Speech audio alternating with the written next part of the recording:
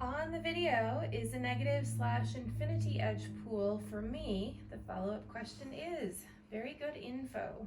We live in a forest and the builder is trying to convince me that an infinity pool is easier to clean regarding leaves and whatnot. They flow away immediately. What do you think about that? My initial response to that would be absolutely not true. Now, in special situations, yes, that would be true. If you are running high volumes of water over that edge, so what happens is you have this knife edge that's however long that the builder decides for it to be.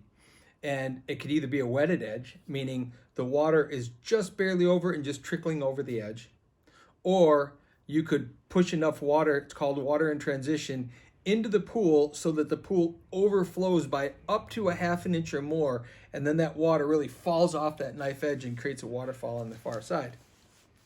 Two very different scenarios when it comes to those leaves being trapped. If you have a wetted edge where there's no need for a waterfall on the far side, in a lot of cases that catch basin is simply a practical catch basin, and there's not a visual aspect of it. In that case, all you really need is that wetted edge. You just want the pool to stay full. You have no need for it to flow over and create a waterfall. Well, if that's the case, those leaves will just get to that edge and trap themselves all along that edge. Won't do you a bit of good from a leaf standpoint.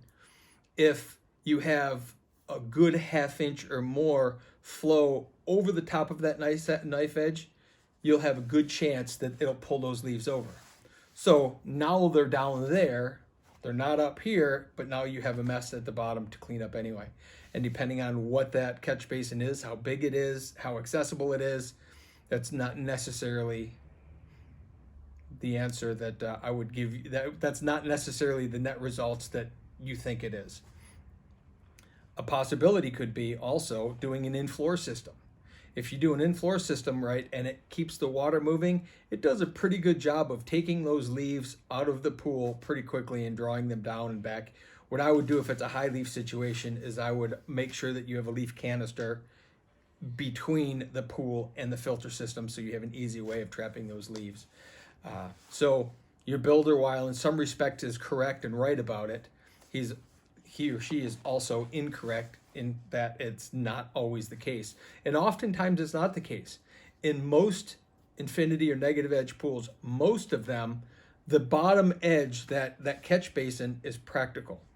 In some cases, you build it where the patio, you have a lower patio that wall, because that wall where the water comes down needs to have enough because it's creating a waterfall effect, or maybe it's really nicely visible from the lake and you want to have that, or you have a patio area there that you're trying to create a waterfall for. Those case scenarios, you'll definitely get a lot more leaves falling over the edge. But most negative edges are designed to just wet that edge so you can see that edge. And if that's the case, it's not going to take all the debris out unless you're running it at high all time and getting that water to go over it. So hopefully that helps.